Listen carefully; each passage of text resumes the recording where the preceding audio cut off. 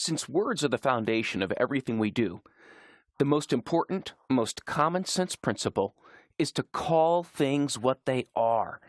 Use the plainest, clearest words to describe your product, your service, or your activity. You can't afford to be mysterious.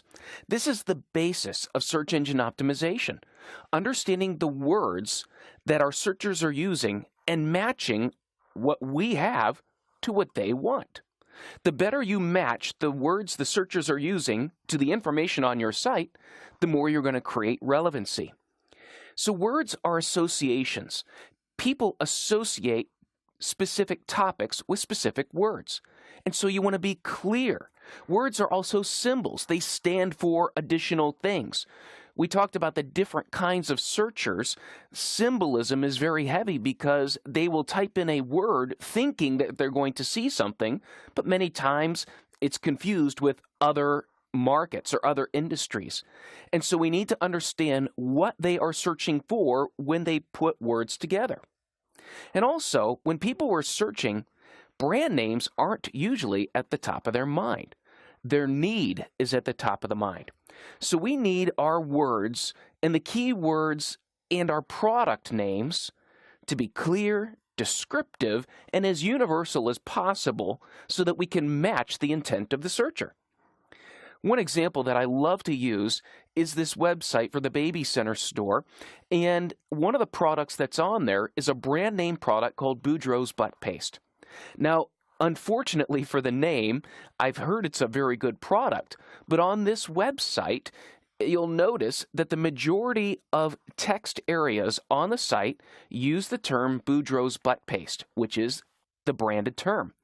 However, only one time on this website does it say diaper rash ointment. You see, a search engine can't see the picture and has a hard time drawing context, so by simply calling something Boudreaux's Butt Paste, the search engine doesn't know that that's diaper rash ointment. And what do you think a searcher is searching for? They're searching for their need. They're searching for diaper rash ointment, and they will not find this page because it's not about diaper rash ointment. The relevancy is very low. The relevancy is very high for the brand name. And when we start doing keyword research, one thing that you are going to see is that people search first based on their need. They search based on what they're looking for at that time. You can see for this search for tennis rackets, there's lots of brand names, but top of mind is my need. This is what I want. Even when we look for digital cameras, people search on brand names, but overwhelmingly they search first based on this is what I need.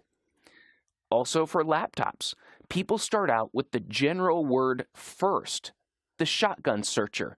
They're looking for the concept, and then they realize that they need to refine and develop their words from there. So when we're looking at our sites and evaluating the words that we use, the first thing you need to eliminate is the in-house language, the words that you use in your own industry or in your own company that your customers don't use. So also realize that while people do search for brand eventually, it's not top of mind. You want to be found for the general product term, call it what it is, and then the branded term when people refine their search. You also want to use the customer's words as much as possible. Avoid words that mean the same thing in multiple different ways. For example, something as simple as nested tables can mean one thing to someone searching for furniture and mean something completely different for someone who is trying to code a web page. One example that I can give you is a company that I was visiting, and they were showing me their stump grinders. But in all their marketing information and on their website, they called it a stump cutter. And I asked them, what do the people here in the factory, what are the guys that create this, what do they call it? They said, well, it's a stump grinder. And I said, well, what does your customer call it? It's a stump grinder. Then I had to ask, why do you call it in all of your marketing literature a stump cutter if no one calls it that? Their answer was simple, and it's one that I've heard constantly. We've always done it that way.